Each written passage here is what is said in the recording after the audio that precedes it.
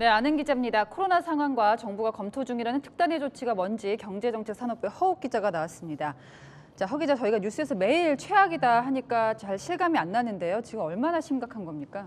제가 지난주에 코로나 대응을 담당하고 있는 방역 전문가와 직접 만났었는데요. 네. 그 전문가가 한 말에 제가 좀 상당히 놀랐습니다. 의료 체계는 이미 붕괴됐다, 네. 이런 말이었습니다. 그러니까 붕괴가 목전이 아니라 이미 붕괴된 것이다. 어떤 상황을 두고 의료 체계가 붕괴됐다고 말하는 건가요? 네, 현장 목소리가 있는데 먼저 한번 들어보시죠. 아무것도 조치가 없었고 계속 그냥 좀 기다려 달라.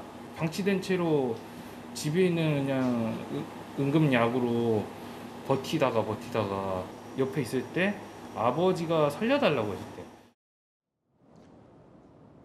네, 중환자실에 입원해야 할 환자가 병상이 없어서 숨진 사례인데요. 예. 현장 의료진들 사이에서는 사망자가 나와야 병상이 생긴다, 이런 말까지 나오고 있습니다.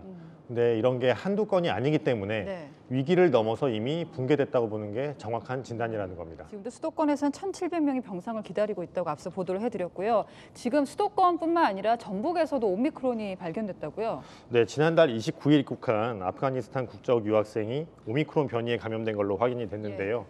이 유학생이 전북에 거주하는데 유학생 가족과 그 가족이 다니는 어린이집까지 오미크론이 퍼졌습니다. 네. 그리고 전남, 전북, 서울에 사는 이 5가구가 어린이집 모임을 서울에서 하면서 결국에는 전남에 있는 어린이집까지 오미크론이 감염된 겁니다. 네.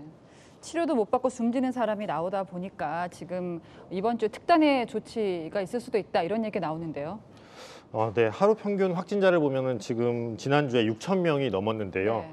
이번 주도 유행세가 꺾이지 않는다면 주중에 1만 명도 나올 수 있다, 이런 전문가 의견이 많습니다. 네. 이제까지 그랬던 것처럼 확진자 수가 늘면 위중증, 사망자 증가로 이어질 수 있다는 그런 가능성이 굉장히 높습니다.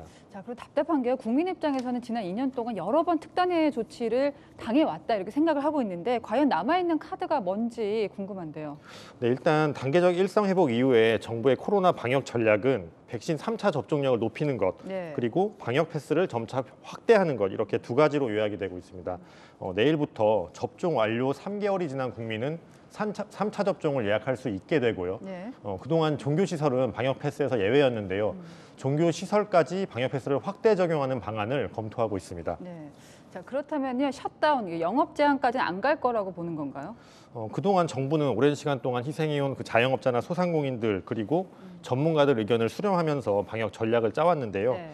김부겸 총리가 어젯밤 SNS에 봉쇄는 최후의 수단이다, 이렇게 언급한 점을 감안하면 영업 제한이나 셧다운 가능성은 낮아 보입니다. 네. 다만 지금 당장 확산세를 꺾어야 한다는 방역 전문가 의견이 굉장히 거센 상황이어서 네. 이번 주 확산세를 지켜보고 정부가 결단을 내릴 가능성도 남아 있습니다. 자, 이럴 거면 뭐 단기간에 확 조이고 제대로 이제 자영업자들 보상을 해달라, 이런 얘기가 나오는데 어떻게 보면 일관성 없는 그런 기조를 유지하는 게 더 어려움을 더 가중시키는 것 같습니다. 지금까지 아는 기자였습니다.